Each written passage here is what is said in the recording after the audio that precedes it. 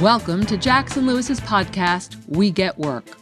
Focused solely on workplace issues, it is our job to help employers develop proactive strategies, strong policies, and business-oriented solutions to cultivate an engaged, stable, and inclusive workforce. Our podcast identifies issues that influence and impact the workplace and its continuing evolution, and helps answer the question on every employer's mind: how will my business be impacted? Some organizations are early adopters of AI, balancing the need to embrace new technology with transparency to stakeholders and adherence to regulatory guidelines. On this episode of We Get AI for Work, we speak with Stephanie Yang, Associate General Counsel at ThredUp and Jackson Lewis alum. Stephanie discusses how AI can help organizations connect with internal and external audiences by being transparent about using the technology. She emphasizes the importance of a cross-functional approach when developing AI usage policies. At ThredUp, Stephanie is part of the organization's internal business team that oversees AI governance. Today's co-hosts are Eric Felsberg, Principal in Jackson Lewis's Long Island office, and Joe Lazzarotti, Principal in the firm's Tampa office and co-leaders of the firm's AI group. Eric, Joe, and Stephanie, given that companies strive for the best and most efficient experience for the end user, the question on everyone's mind today is, how can organizations adapt AI technology to simultaneously meet their strategic goals and customers' needs? And how does that impact my organization?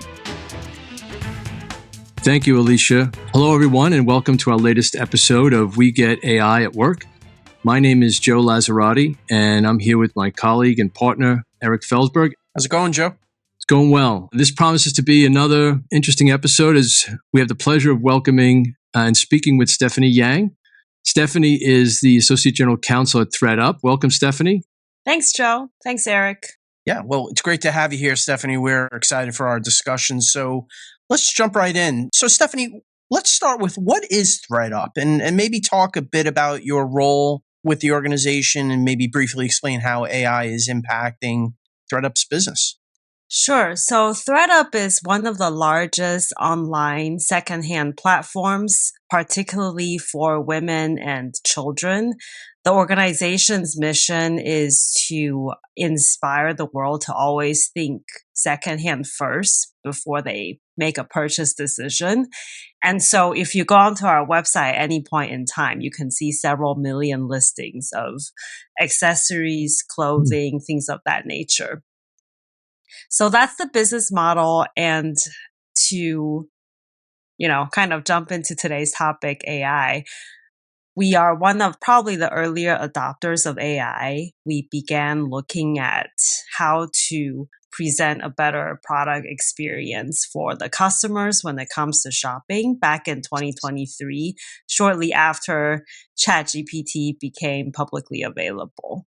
So I started off at ThredUp as the employment law litigator because that was my role. I was at Jackson Lewis, proud Jackson Lewis alum, and ThredUp was a client back when I was in the San Francisco office. And so I kind of went in-house with that role in mind.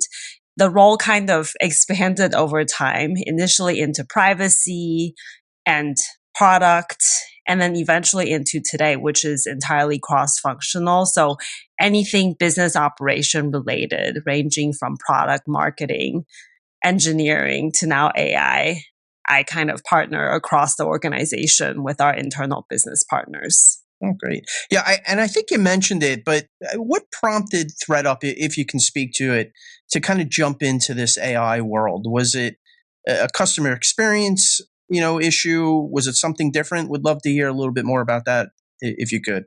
So I think our CEO and in general, our executive team is very technology oriented. So anytime there is a new technology that promises to help customers have a better shopping experience, they are always all ears.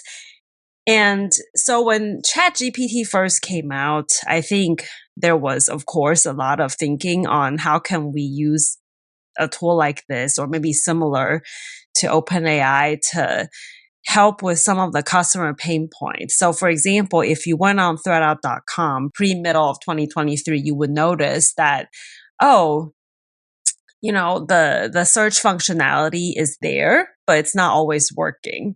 So as an example, maybe you type in Christmas sweaters. In the old version of the search functionality, it's probably going to pull up sweaters that potentially have the word Christmas on it, but not all the sort of like red or green sweaters that you typically associate with Christmas. And so right now, as you go into the search functionality, it's an improved functionality. And so if you search Christmas sweaters now, you will get much more relevant results. And that's just one example of what sort of prompted ThredUp as an organization to want to adopt AI to help with that experience. Interesting. Does that include even ugly Christmas sweaters? Yes, actually, I'm glad you asked. If you go on there and you search, it will turn up relevant results. Whereas in the past, you could get something kind of strange, or occasionally you'll get, oh, sorry, we don't have anything. When in fact, it's there. It's just that the old search engine didn't know what you were looking for. Yeah, it's pretty wild. Yeah. So another topic we're kind of interested about, I think a lot of people are interested about, including transparent. Well, the topic is really transparency and, thinking about regulations developing, whether it's for customers or on the employment side is, how companies are using it. And so how do you balance that? How do you kind of communicate about what you're doing and think about how much or how little? Because a lot of this is complex. People don't really know about what really is happening with AI. So maybe talk to us a little bit about that concept. Yeah, that's a great question. And I think, kind of the favorite lawyer answer is it depends on the circumstance. So on the one hand, we as an organization, we always pride ourselves on transparency. We want our customers to know what we are doing. On the other hand, of course, there's the concern that with new technology, to the extent, depending on how the disclosure is phrased, customers may be scared away from using it, thinking that it's something that it's not. So for example, anecdotally, we've heard from customers initially when AI was adopted, they were like, oh, what is this? I don't understand the disclosure. Maybe I just won't use it. And once it was explained to them, oh, this is kind of utilizing OpenAI's technology to help you search for things that you may be looking for instead of poking around on the website among several million items, then the reaction is more, oh, I use ChatGPT all the time. I know OpenAI. This is totally fine. Even though it's really the same tool explained differently. We've anecdotally gotten different types of reactions. So I think in trying to balance that, so the balancing of transparency and making sure that, from a regulatory perspective, we are disclosing, because of course we are aware that the FTC wants AI use to be disclosed. The SEC is starting to chime in as well for publicly traded companies, and ThredUp is publicly traded. So to balance all that, we try to take a risk-based approach anyway. So in the sense that we try to see, okay, what is the tool and what's like the best way of making sure that customers are aware that there's some sort of generative AI power behind it, but without getting so much into the weeds that customers get scared away, or maybe they think the tool is doing more than what it's doing.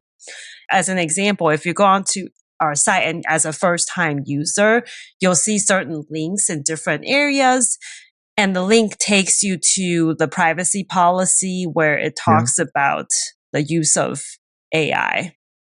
Yeah, interesting. And I'm just wondering, like you mentioned, ThredUp is an early adopter of AI, and it sounds like what you're saying, I want to make sure I understand, and it is that because customers more and more are being exposed to it, they tend to be more willing to understand it and able to appreciate its value and okay with using it. That's right. Sounds like kind of what you're saying. Yes, I think absolutely right. And also, I think as the rest of the market starts to adopt AI, it's almost becoming now a customer expectation, right? So, for example, if you go on ThredUp, again, an open AI tool that's embedded in there where you can chat and you can tell the tool, I'm looking to attend a winter wedding. What should I wear? It'll come up with some suggestions. And then you can tell that, oh, I want more red or less color or longer, shorter, whatever it is. It'll make suggestions. And it's interesting because customers love it. And they also, at the same time, kind of expect it because there are also other e-commerce companies and retailers out there that are adopting similar tools. And so I think to kind of remain competitive in the marketplace, it's probably we're going to see more and more of it going into 2025. That is fascinating. Stephanie, so one of the things that Joe and I spend a great deal of time discussing is the issue of governance, right, as it relates to AI usage. And would love to get your thoughts around, kind of the governance of AI, right? Should we have a policy? Should we not have a policy? If we have a policy, what are the contents of that policy? Should we have a core group, within the organization that spends its time kind of monitoring not only the AI usage, but maybe, developing technologies, developments in the law or any of that. So just would really love to kind of hear your thoughts around, this issue of AI governance as part of your business. So I think I've heard from peers, and it sounds like different companies take different approach. And what we do is the following. So we try to have a cross-functional approach because at the end of the day, to adopt AI, it's not just a legal issue or even an engineering issue. It impacts product, marketing, impacts everybody across the organization. So accordingly, we want to take a cross-functional approach when it comes to AI governance. So internally, we have kind of a somewhat informal AI task force, for lack of a better term, where we have representatives, leaders from each organization. So legal, engineering, product, marketing, IT, privacy and security, and operations. They're all in it. And so, we kind of meet async or on as needed basis, but we are in constant communication. And this way we know sort of which team is thinking of adopting what AI tool. And we have kind of a repository, if you would, or an informal repository of what we are doing across the organization. Okay.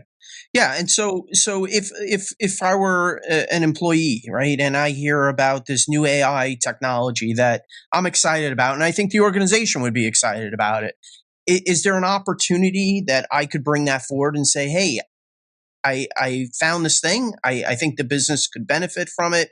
Let's use it. Right. And kind of if you get one of those requests, how do you deal with that?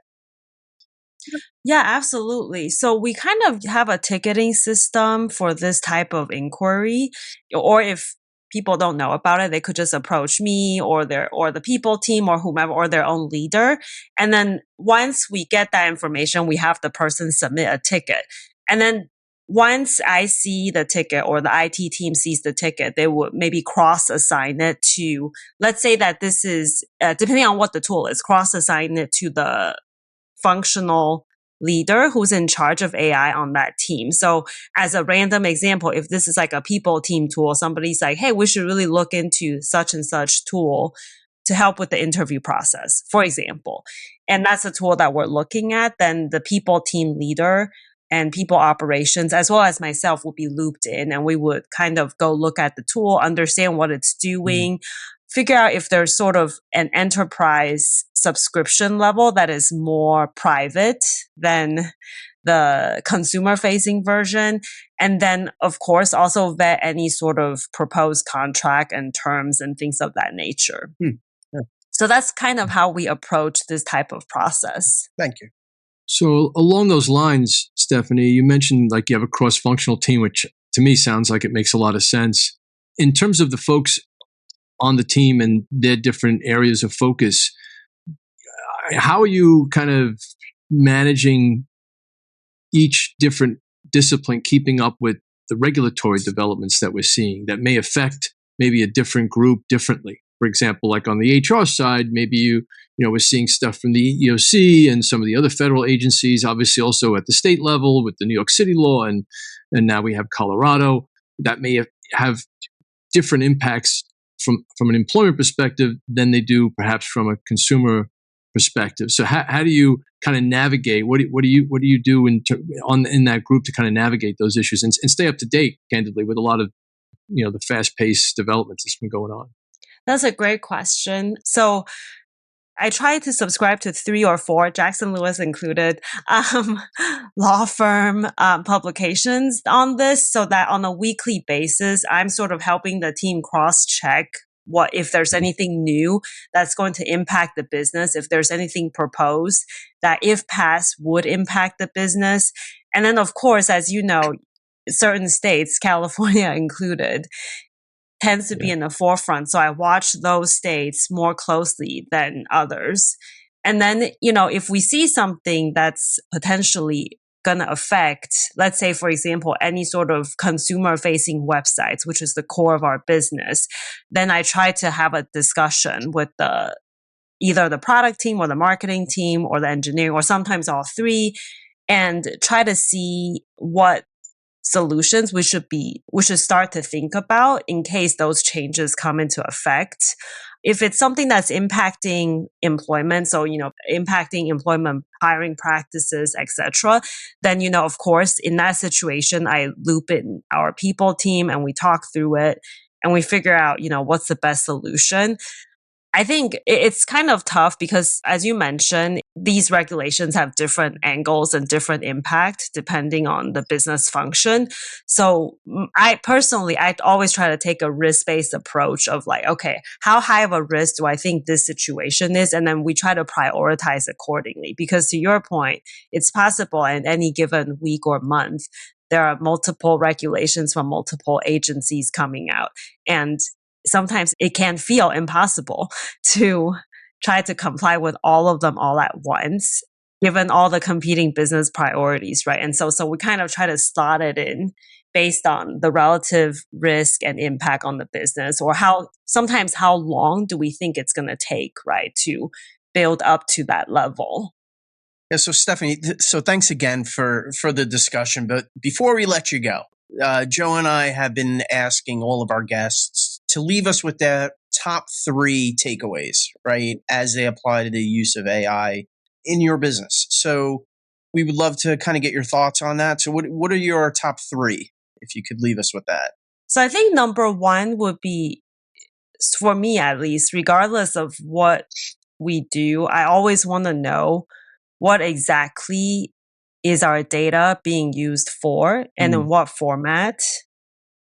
And so when it comes to vetting vendors, especially because nowadays, different teams, of course, discover new and potentially valuable AI tools all the time. And so how do you figure out what's too risky and what's acceptable level of risk? So that tends to be how I think about it. So that's the number 1 takeaway. If all else fails, try to look at how and what they're using the data for.